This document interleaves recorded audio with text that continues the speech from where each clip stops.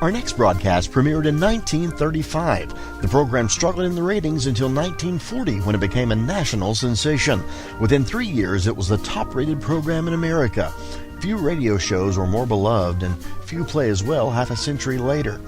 It was the brainchild of real-life married couple Jim and Marion Jordan and was broadcast to the nation from WMAQ Chicago. The show entertained America until March of 1956 and continued on NBC's Monitor until 1959. We invite you to join us at 79 Wistful Vista with Fibber McGee and Molly right here on Hojo Radio. Hi, folks. The program originally canceled for this time will now be heard. And here it is, the Johnson Wax program with Fibber McGee and Molly.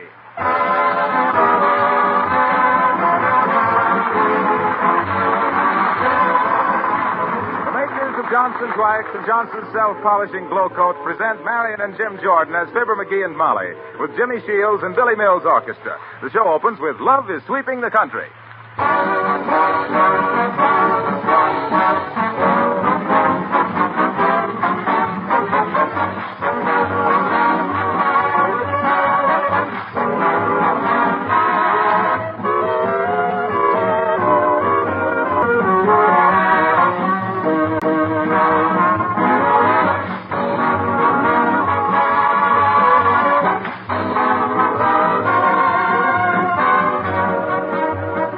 One problem that faces everybody at this time of the year, how to remember to write 1940 instead of 1939. Well, here's something you might try.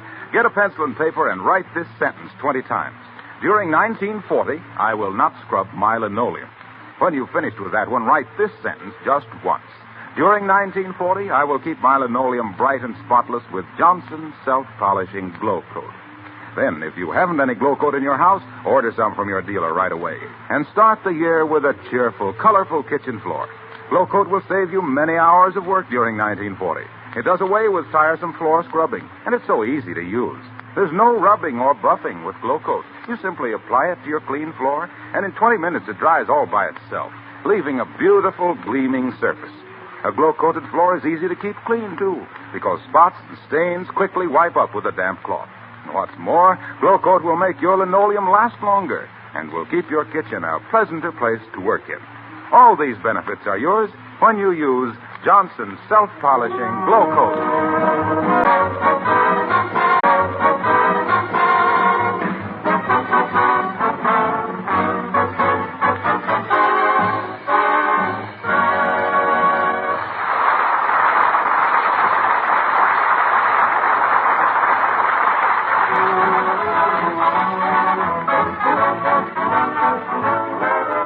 It's a fearful and a wonderful thing what a set of Christmas gift Carpenters Tools will do for a guy who ordinarily couldn't split a shingle or pound a nail through a sponge cake.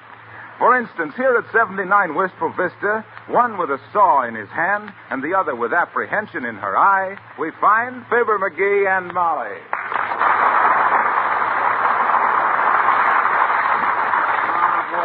Oh, boy. This is a wonderful set of tools you give me for Christmas, Molly. I'm just itching to fix something.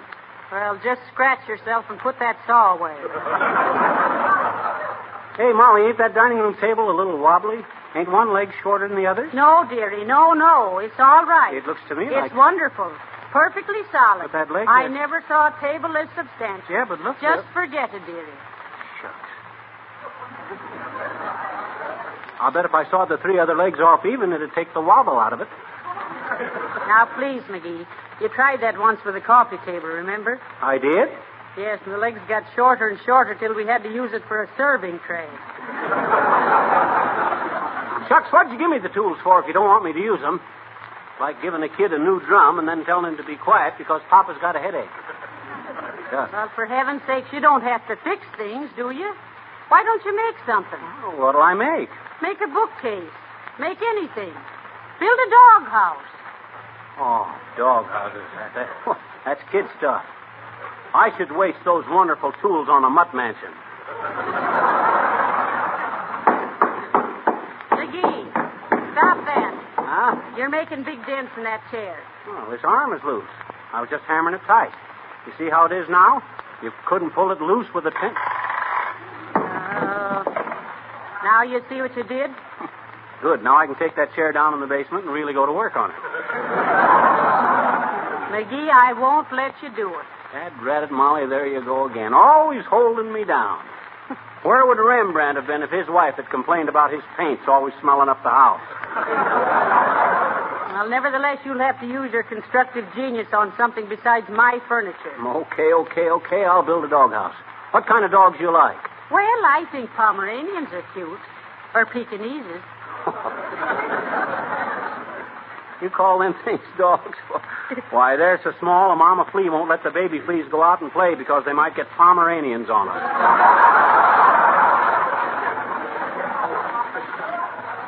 I like a man's dog. Maybe an Irish setter, or a wolfhound, or a bugle. Beagle. Well,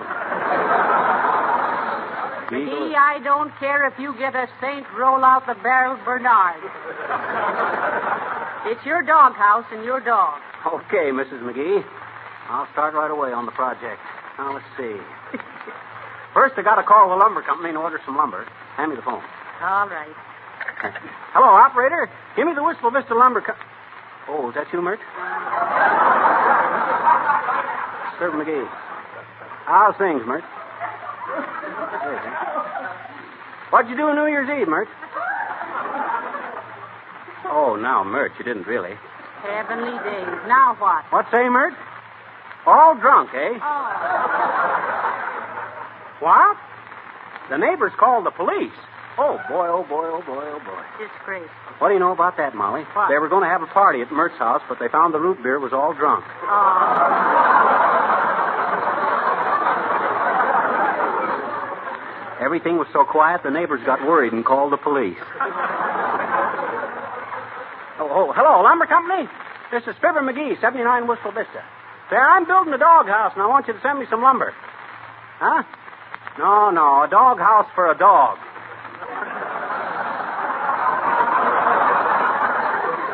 Yeah, get it right out here, will you? Okay, Bloom. Thanks. Well, thank goodness you're really going to do something constructive. I'll say I am. This is going to be the doghouse of doghouses. A canine Taj Mahal. I'm going to build it with a guest room in case Glowcoat wants to have a friend over for the weekend. Glowcoat? Yeah, that's what I'm going to call our dog, Glowcoat. So he won't scratch.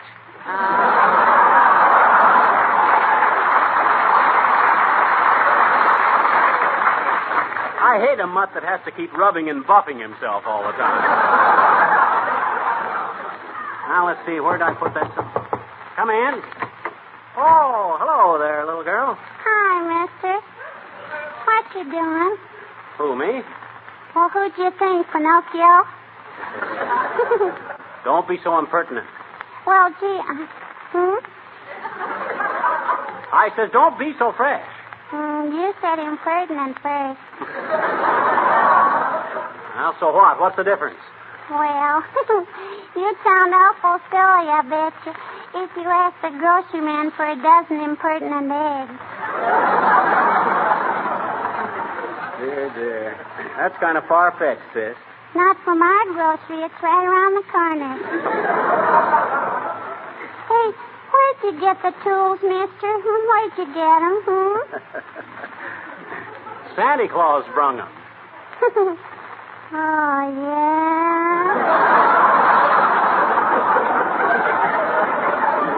Now, listen, sis, I'm very busy today. What was it you wanted? You want to buy a poem? A poem? Who wrote it? I did, I bet you. I write dandy poetry. You mean poetry, not poultry. What's the difference? Well, you'd know if you ever tried to fricassee a sonnet.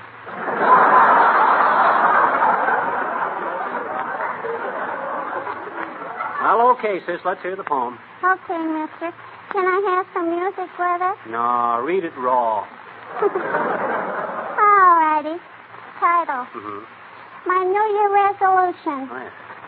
When every New Year comes around, folks say I always can be found with pen and paper on the table, making up some peachy resolutions the very best that I'm ever able. Hey, you got a kind of a poetic Charlie horse in that last line. It sort of limps. Don't be impertinent. To continue, I write down 10 things I must do to start the year all bright and new. Then tear them up as is my custom, 'cause I know darn well I'm gonna bust them. The end. You want to buy it, mister? No. Okay, I'll give it to you. Here. Go on, mister.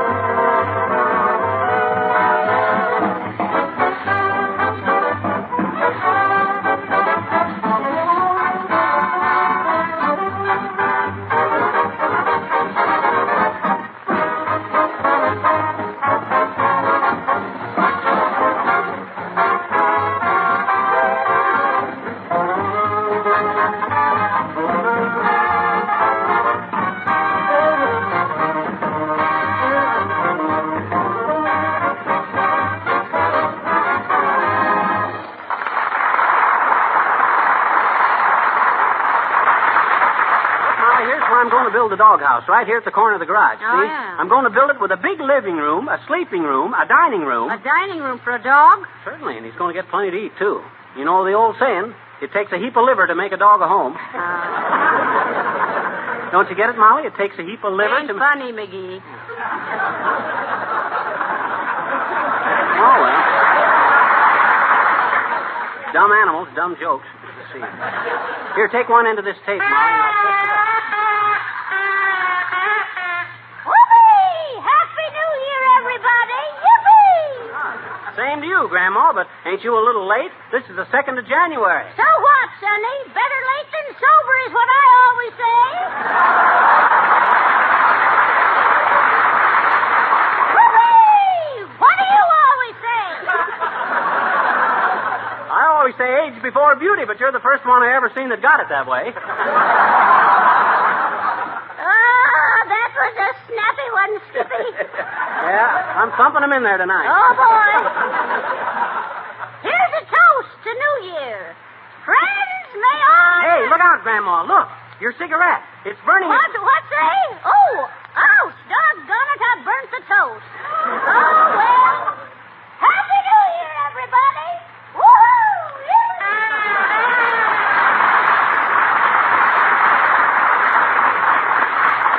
I knew 1940 would introduce a lot of wrinkles, but I didn't expect them to walk right into our own backyard. Well, come on, McGee. Get busy. The doghouse, remember? Oh, yes, the doghouse. Well, in the first place, I got to move hello there, Molly and Fibber. What goes on? Oh, McGee is building a doghouse, Mr. Wilcox. What kind of dog has he got? Well, he hasn't got one yet. I ain't quite decided what kind. I think you ought to have a good hunting dog. Would you be interested in a pointer? Oh, boy, I sure would. You know anybody that's got a good pointer for sale, Harlow? Well, I'll give you one, free. Oh, how wonderful. Don't forget to use Johnson's Glow Coat on your kitchen linoleum, because when a dog tracks dirt in, it can easily be wiped up with a damp cloth, you know. And his claws won't scratch a floor that's Glow Coat protected. Say, that's a good idea. Sure. And you know how easy it is to use Johnson's Glow Coat. Just pour a few drops on the floor and spread it around, and it dries to a beautiful gleaming luster in 20 minutes or less. Well, we'll certainly do that, Mr. Wilcox. Yeah, well, when can I see the dog, Harlow? What dog? I thought you were going to give us a pointer. I just did. Use Johnson's Glow Coat. That's the finest pointer I could give anybody. So long, folks. Oh, Dad, I'll be a series of dashes. I would like to get a hold of a good pointer, though, Molly. I had one years ago, you know. Oh. Old Matt. Matt? Mm-hmm. I suppose you called him Matt because he was always laying in front of the door. No, his real name was Man About Town, but I just used his initials, M.A.T. Matt was the smartest pooch I ever seen. He used to sit in the wings of the theater when I was playing vaudeville and watch my act. Well, he was not only smart, but courageous. Well, sir, one day in the middle of my act, who should come walking out on the stage but Matt? He just stood there, stiff as a board, nose pointing out into the audience, tail out straight like a ramrod. What did the audience do? Put his hat on and go home? Just then a guy in the third row stood up and gave me a Bronx cheer, a raspberry. Imagine a dog sensing that. What do you mean, sensing that? He was a hunting dog, and he knew I was going to get that bird. Another time when I was up in Oh, wait a minute, McGee. Look who's coming around the house. Uh-oh, Mrs. Uppington. The quick trick in clubs. Quiet. Oh, how do you do, Mrs. Uppington? So nice to see you. How do you do, Mrs. McGee? And Miss McGee. Hi, Uppy. How do you like the Beagle Pavilion I'm building? Oh, The doghouse. Is that what that is? Well, I thought it was... Oh. Well, I just thought I'd drop by and give you my best wishes. Now, stop me if you've heard it, but Happy New Year. Thanks, Uppy, and to coin a phrase, the same to you. And if I may phrase a coin, e pluribus unum. Oh, how delightful. Trade the coin. Yeah. All right. Well, how'd you celebrate New Year's Eve, Uppy? Well, my young nephew, Father Gil Uppington, was home from college, and he took me to the most delightful place. I don't quite remember the name of it, but I think he said we were going to a place called Tom and Jerry's for some Jack and Charlie's. Ah, dear. Oh, McGee and I had a wonderful time, too. We had a wrong side table at a nightclub. Ringside, Molly. There was nothing wrong with that table. In fact, we were so close to the orchestra, I let the clarinet player cool my coffee. Did you have a good time, Uppy? Oh, my dear, I must have had, because my nephew told me the next morning he never heard anyone play the snare drum the way I did. Oh, you better watch out, Uppy. You're in danger of losing your social dignity. After all, you got to keep up the aristocratic tradition of Wistful Vista, you know. Oh, thank you, Mr. McGee. That's so sweet of you. Do you really consider me an aristocrat? Why, certainly he does, Mrs. Uppington. In fact, Uppy, I've heard it said you were so aristocratic you suffer from blue toothbrush. Oh, from blue toothbrush. Oh, well, so you're building a doghouse, are you? And are you familiar with the care and handling of dogs? Who, me? Why, shucks, Uppy. I've been a judge of dog shows ever since I was chin-high to a child. I used to get more applause than any dog in the place. Had to take a bow at the end of every show. Oh, I was really a wow. Bow Wow McGee, I was known as in them days.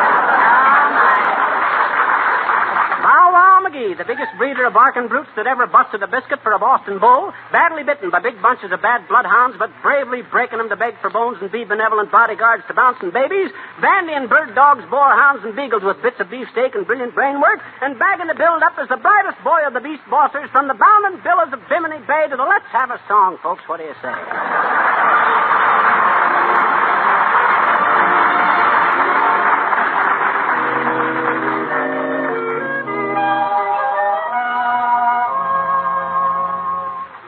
I went away, one thing is clear to me. You were dearer than dear to me from the moment you came. Evenings by your side, I learned to love the night, but the loveliness of the night is no longer the same.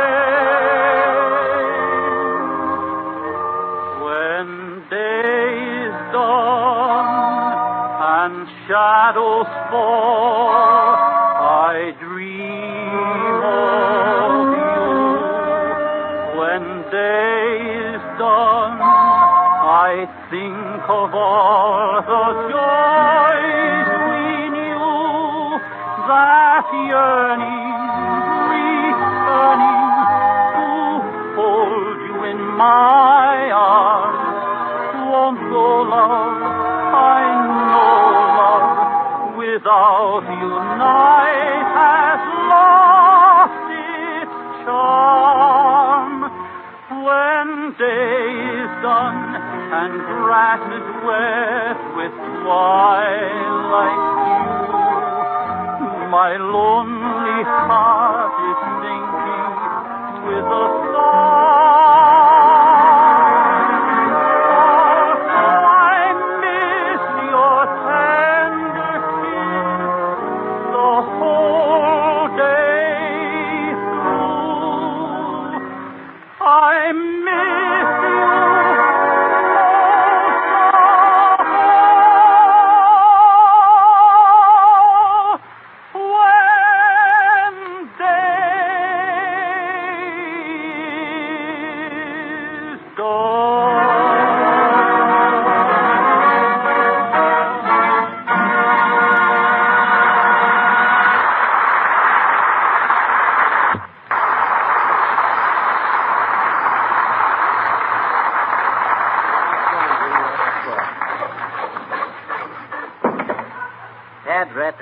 Now, look at that now. What?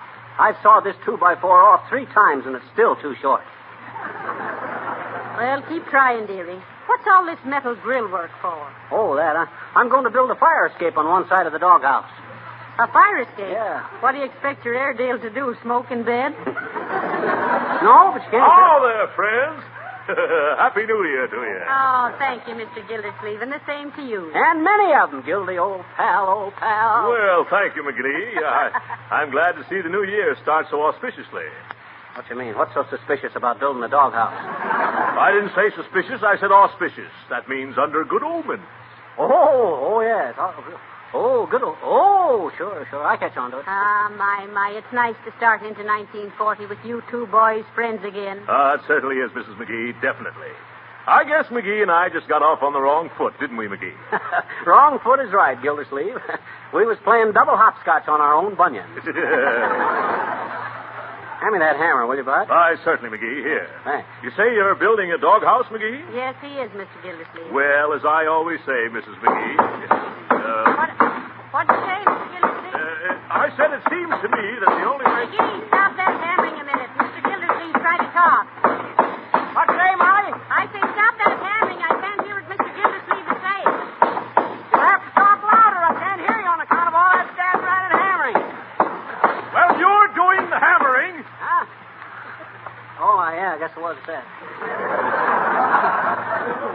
What was you saying, Gildy? What? Oh, well, I don't remember now. Say, how about letting me help you with this doghouse, McGee? Huh? Oh, I just love to do this sort of thing. You know, I come from a long line of cabinet workers myself. Is that so? Politicians or carpenters? My great-grandfather made the first wooden leg in this state. Is that so? Oh, you should have seen the hand-carved muscles in the calf. Here, let me go to work, McGee. Wait till I take off my coat. Oh, isn't it nice to have Mr. Gildersleeve helping you, dearie? Yeah, it's great. We ought to get it done in twice the time now. Yes, I think so myself. Now, look here, McGee. Excuse me, please, but is this the resident? Is this the resident? Is this the... Does somebody... Is this... What is the name of the occupant? Who lives here?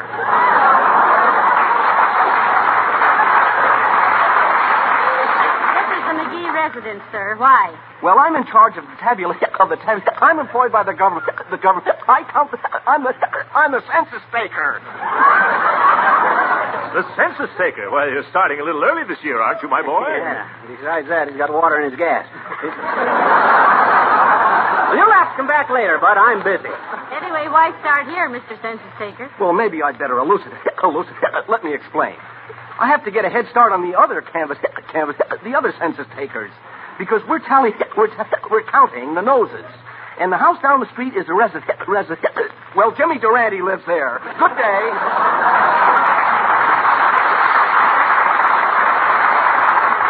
Well, I better go in and start dinner, McGee. You go on ahead with your work. Okay, Molly. And I can't tell you how pleased I am to see you and Mr. Gildersleeve so congenial once more. Well, Mrs. McGee, it's a new year, you know. I like to start off with a clean slate. Well, McGee, what do I do first? Just trim off them timbers there, Gildy. You know how to use a crosscut saw? Why, certainly I do. Just give me that saw. Hey, now, wait a minute. Are you right-handed? What? Yes, I am. Why? Oh, I just wondered. That's a left-handed saw. Oh, it is. Yeah. Sure. Well, I may be a little clumsy at first, but I'll catch on to it. Well, let's go, McGee. Okay. Hi-ho, hi-ho, it's off to work we go. Da-da-da-da-da-da-da-da. Hi-ho, hi-ho, hi-ho, hi-ho. Oh! Did I hit your finger, McGee? No, you hit your own finger. I did? Oh, no. Well, we're doing pretty good at Gil, the old man, at that. Well, we Beautiful certainly job, are, eh? McGee. Beautiful job. Yes, sir. Maybe we better go into business together, huh? You got the tools and I've got the well, what do we do now? Put the roof on? Yes, we better put the roof on. You hold it while I pound the nail. Oh, no. You hold it while I pound the nails, McGee. You haven't let me pound one nail yet. I love to pound nails, McGee. Well, it's my set of tools, ain't it? You're just selfish, that's what you are. Well, what else? I know more about this business than you do. Is that so? I guess I took manual training in high school, didn't I? And so what? Shucks, they tell me I built my own bassinet when I was 8 months old. Well, I don't care. I want to pound a nail. Oh, stop whining. I'm not whining. You were, too. Shucks, if you want to build something, why don't you go over in your own backyard and build Now, something? look here, McGee. I came over here to help you, and this is all the thanks I get. Yeah? If you want to start fighting again... Oh, yeah? Look at here, you big bully. Here, knock that chip off my shoulder. What? Go ahead. Knock it off. I dare you. I double dare you. Knock it off.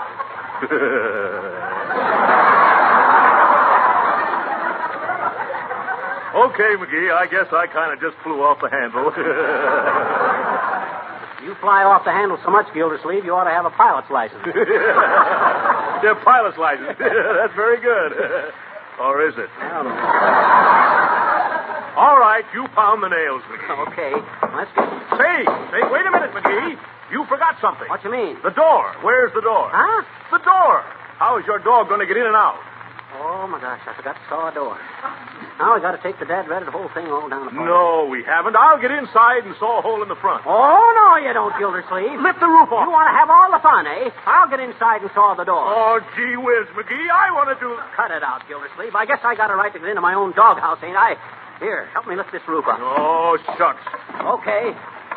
Hand me the saw. Here you are, McGee. You better kneel down now so you can see better.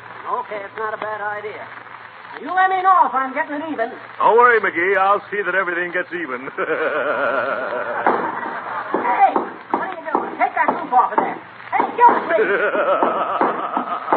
Hey. I certainly love to pound nails, McGee. Hey. Let me out of here. Hey, Gildersleeve. Hey, McGee. Can you hear me? Yes, I can hear you. Now, quit kidding and let me out of here. I just remembered what I came over here for, McGee. Huh? I hope you have a very doggy New Year. Hi-ho, hi-ho, and off to work we go.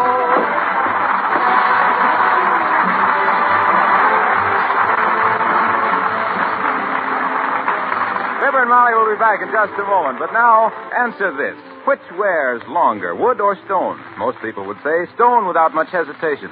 And yet, there are in ancient palaces of Europe wooden floors that are still intact and beautiful, while the stone steps outside have worn away during the centuries. In fact, in the beautiful new Johnson office building at Racine, Wisconsin, there is a section of one of those old floors over 400 years old. It's still in excellent condition and mellow and rich in its beauty because all during those years it was protected with wax. In our American homes, we can have beautiful floors with much less work than in those olden days. There are easy-to-use weighted brushes, and there's the Johnson electric floor polisher that you can rent from your dealer at small cost. And every good dealer sells genuine Johnson's wax in either paste or liquid form. With this famous wax polish, you can protect your floors against wear, give them rich beauty, and save yourself hours of housework. And what's more, there are over 100 extra uses for genuine Johnson's wax, such as furniture, woodwork, windowsills, lampshades. You'll find these labor-saving uses listed on the familiar red and yellow Johnson's wax package. Try some tomorrow. Fibber! McGee! Where are you, dearie? Here I am, Mom, in the doghouse. Well, heavenly days, what are you doing in there? Come on out. I can't. I'm nailed in. Get the tools and try me out. There aren't any tools here. Dad, rest that Gildersleeve. Is the show over, Molly? Yes, it is. Why? I just wanted to say Happy New Year, folks. May your 40 be fair and fat. And the same for me. Good night. Good night, all.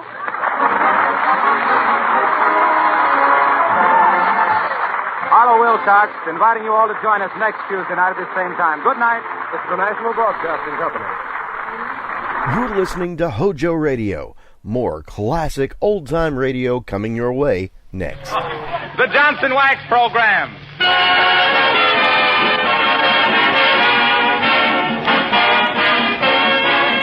The makers of Johnson's Wax and Johnson's Self-Polishing Glow Coat present Fibber, McGee and Molly, written by Don Quinn, with music by the King's Men and Billy Mills Orchestra. The show opens with Liza.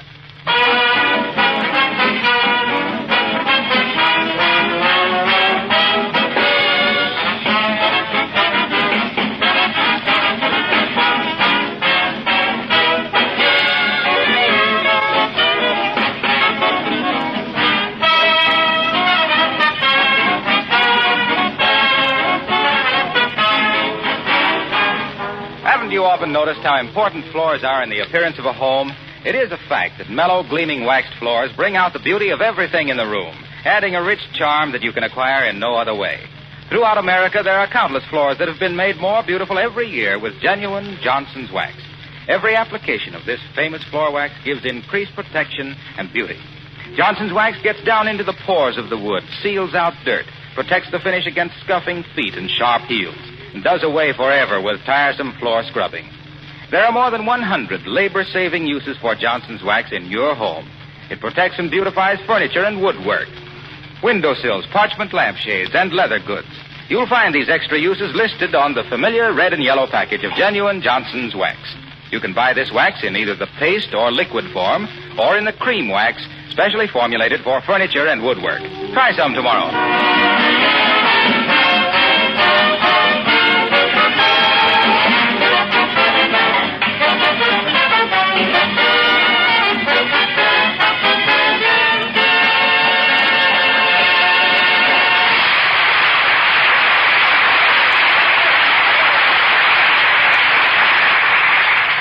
Well, National Apple Week has come and gone. So is National Donut Week. But do you know what this is? This is National Gee Whiz, we positively got to make out that Christmas shopping list today for sure week. And here at 79 Wistful Vista, pens in hand, wrinkles in brow, and no ideas in mind, we find Fibber, McGee and Molly.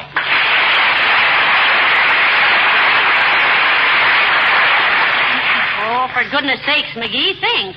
You're not being any help at all on this Christmas list. I'm thinking. You're no such a thing. You're just sitting there drawing little pictures. Well, Dad ratted all deep thinkers draw pictures while they're thinking. And what you draw shows what kind of a thinker you are. You see these triangles and circles with the dots in them? That shows that at heart I'm a big business tycoon.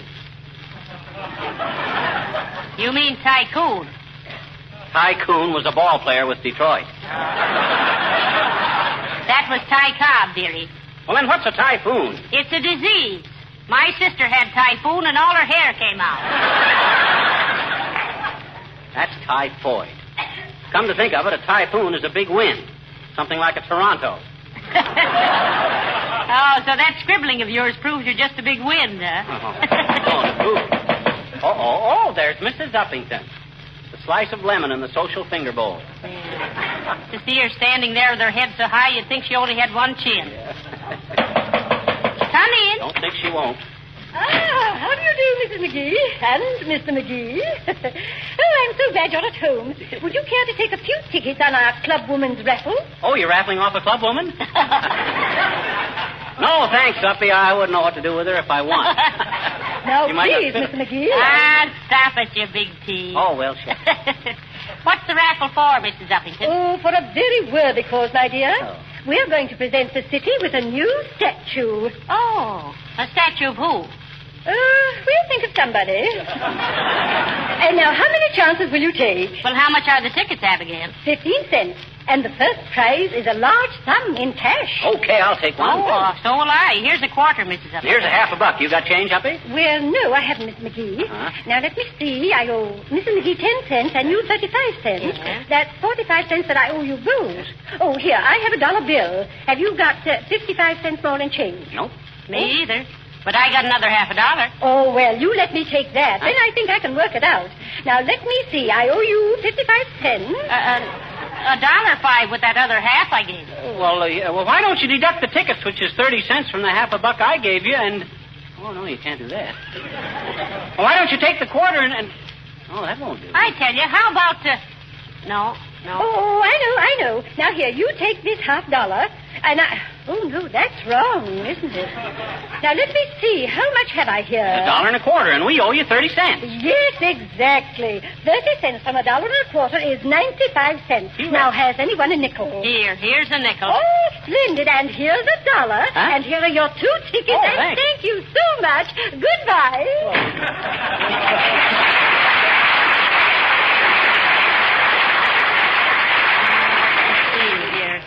$1.25. 2 tickets for 15 cents. $1.35. That'll be, let's see, I gave her a half a buck and she... Hey, somebody got gypped on that deal. Was it us? Well, search me. You ought to know. You're the big business Tyrone. That's Typhoon. It is not. A typhoon is a bottle that squirts soda water. That's a siphon. Siphons are snakes. Well, then what's a python? A python is a snake that looks like... Gildersleeve. Hello there, Mrs. McGee. Hello, Pipper. Hi, Bucky. Say, do you mind if I borrow my coal shovel? Why, certainly not, Mr. Gildersleeve. You can borrow your coal shovel any time you want. Yeah, but don't forget to bring it back, Gildy. Last time you borrowed your coal shovel, you kept it pretty near 2 weeks. I'm awfully sorry about that, McGee. But I paid a lot of money for that coal shovel, and, well, I like to take a look at it now and then. What you want it for? What did you want it for, Mr. Gildersleeve? Well, I wasn't home this morning, and when they delivered my 5 tons of coal, the driver dumped it right on my front lawn. Oh, that's too bad. Yes. I called the coal company, and they said one of the neighbors told them to dump it there. If I ever lay my hands on the long-nosed, interfering, meddlesome fool... Now, wait a minute, Gildersleeve. Be careful what you say about me. So it was you, was it? Was I? McGee, you ruined my lawn. I've got to shovel 5 tons of coal into the basement. Well... And by George, you're going to help me. Who, me? Yes, you. Gildersleeve, if you ain't the most brazen, high-handed linthead I ever saw. Here I do you a favor by telling the coal men where to put the coal, and then you come barging in here and asking for your coal shovel to put the coal in the basement and demand that I help. Why, that's un-American.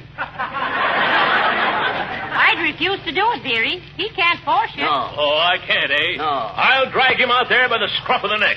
Who drag who out by what scruff of whose neck? You lay one pinky on me, Gildersleeve, and I'll push your chest back up where it used to be. You will, eh? Why, you little pupstart. I'll shake you till your eyes roll around like a pinball game. Oh, yeah. You big muscle-bound muscle-bound moose. I'll choke you till that foghorn voice of yours sounds like a penny whistle. I'll do worse than that. Molly. Yes, dearie. Take Gildersleeve's name off of that Christmas list. It isn't on. Well, write it on and then scratch it off again. I'll just give somebody else that Daisy air rifle. You're a hard man, McGee.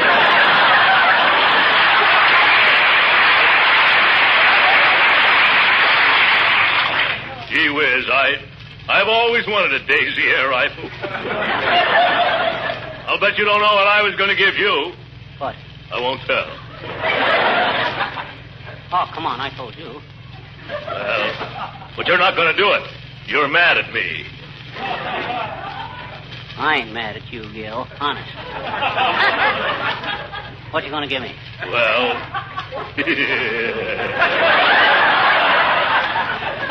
You know how you've always wanted a Boy Scout knife with 6 blades. Oh, boy, a real scout knife, huh? One that's got a thing on it that you can hang it on your belt with? Yeah. I give up. Look, Gildy, we shouldn't ought to argue like this here. It's too near Christmas. We ought to be full of goodwill and the Christmas spirit, brotherhood, and love for your neighbor and all stuff like that there. I'll help you shovel in your dirty old coal. It isn't just on account of I'm giving you that scout knife. Gildersleeve, that knife never entered my mind. Yeah? For a while there, I thought it was going to enter your throat. Now, if you two anthracite athletes are going to shovel that coal, go ahead and do it. Okay. Get your coat and hat, McGee. It's pretty cold out there. Okay. I got an old coat right here in this box. Yeah, well, hurry up.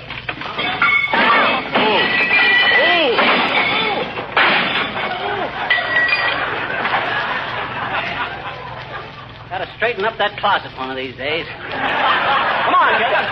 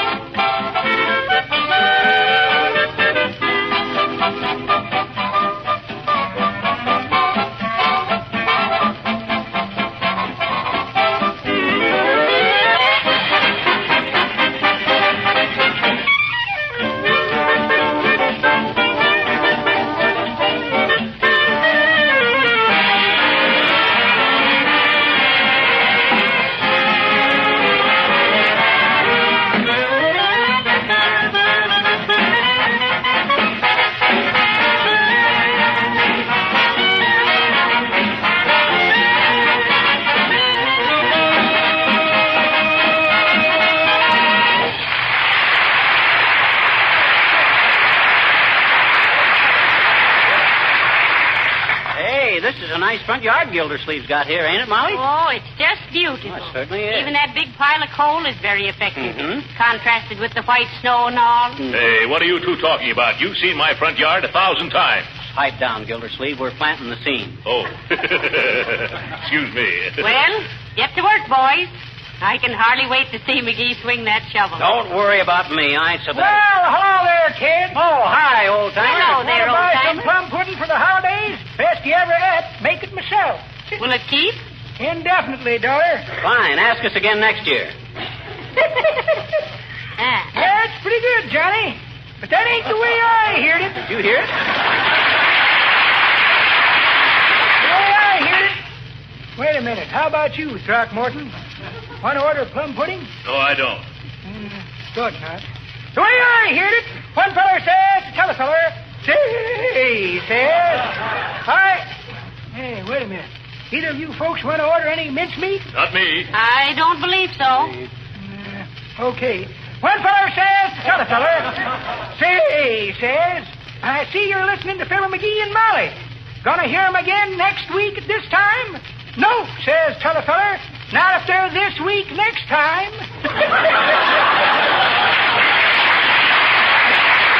Well, sorry you kids don't want any plum pudding. It's going to be mighty good. I didn't even know you could cook, old timer. Can't, Johnny. But if I get enough orders, by criminy, I'll learn. So long, kid.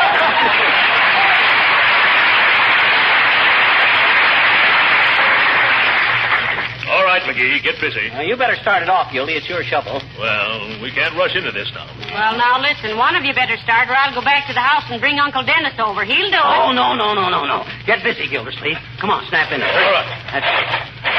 There. Oh. Now try shoveling some in with the window open.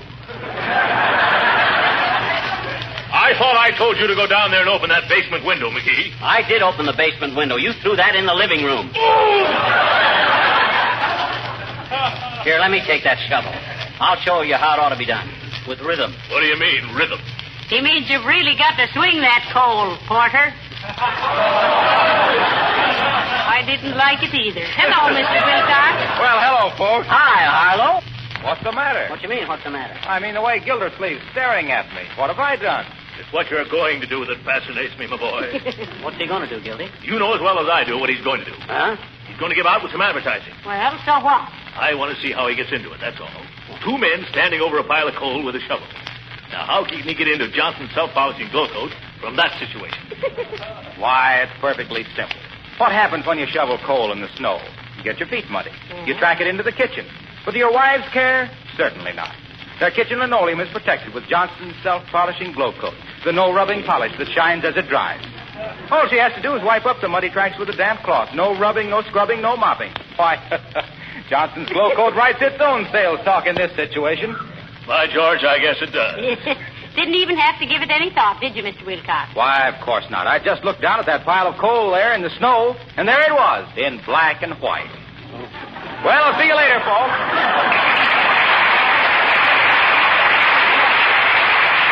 Someday, mark my words, that guy's going to get stumped. And you know what'll happen then? No, what? He'll cut the stump up into boards, build a floor, and cover it with linoleum and go on from there. Well, Gildy, what do you say we knock off for a little rest? Oh, that's a good idea. Well, for goodness sakes, you've thrown one shovelful of coal into that cellar and you stop to rest. I'm going to go back to the house and finish that Christmas shopping list. Hey, Molly, make us a pot of coffee, will you? We'll be kind of tired and cold before long. The way you've been working, I'd suggest tea and ladyfingers. I'll be back in a huff with the stuff. Well, let's say we get going, Gildy. Yes, I guess we better. Yeah. You start, McGee. I want to light a cigar. No, you start. I want to unwrap a stick of gum. Well, that's all right. No hurry. Yeah. This coal has been in the ground 2 million years. I guess it can wait 5 minutes longer. I'll say so. It's the rush and scurry of modern living that's devitalizing the human race. Yeah. I made it. Some gum, Gildy? No, thanks.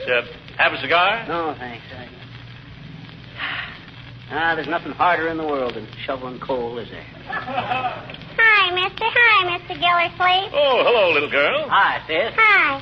What you doing? Who's what you? We're shoveling this coal into Mr. Gildersleeve's basement, and we're very busy. So you better run We along. got steam heat at our house, I betcha. Well, so have I, little girl.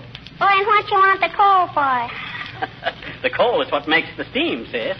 Oh.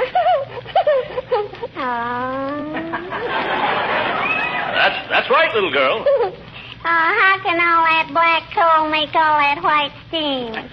Now, look, sis, we ain't got time to delve into the physical and chemical aspects of the matter, but roughly, the steam is a result of combustion in the form of a vapor. You know what a vapor is? Sure I do, I betcha. We got one on our windshield. Oh, my goodness. Windshield vapor. No, little girl. Let me explain this. Steam is the result of the evaporation of water under extreme heat. Now, you know what makes the whistle blow on a steam engine. Sure. The engineer. Now, wait a minute, sis. The simple fact remains that we got to get this coal shoveled in, see? Mm-hmm. Like everybody else, Mr. Gildersleeve has got to keep warm this winter, you know. Gee, does everybody in the world use coal, mister? Practically, yes. Well, with few exceptions, such as Ireland. In Ireland, they burn peat. Pete who? Not peat anybody, just peat. Oh, an orphan, huh? No, not an orphan. Peat, little girl, is semi-carbonized vegetable matter. Well, gee... You better let me handle this, Gildersleeve. Yeah. Now, look, little girl. All righty. I'll try to explain. See, that'll be peachy, mister. Go ahead. I will if you'll quit interrupting me. You see, the coal... I won't interrupt you anymore, I betcha. That's fine. Now then, you see... Because interrupting people isn't polite, is it? No, it isn't. Now, for the love of Pete. If you love Pete, why do you burn him? Oh, sure. Take it, Gildy. Okay. Now, look here, little girl. We're very busy, so you run along and play so we can... I can't, I betcha. Not till I give you the message. What message? My daddy went hunting and he brought back a deer. He wants to know if you and Mr. McGee can come over tomorrow night for a vanishing dinner. Oh, you mean a venison dinner, don't you, sis? Do I? Sure. Okay. You tell your father we'll be delighted to come, little girl. Oh, and that for me, too, sis. This is the first we ever been invited to your house. Yes, first time for me also. I know it. Papa said he couldn't resist the opportunity, I betcha. What opportunity? This is just a venison dinner, isn't it? Sure, but he said he could hardly wait to see you two passing the buck to each other at close range. What's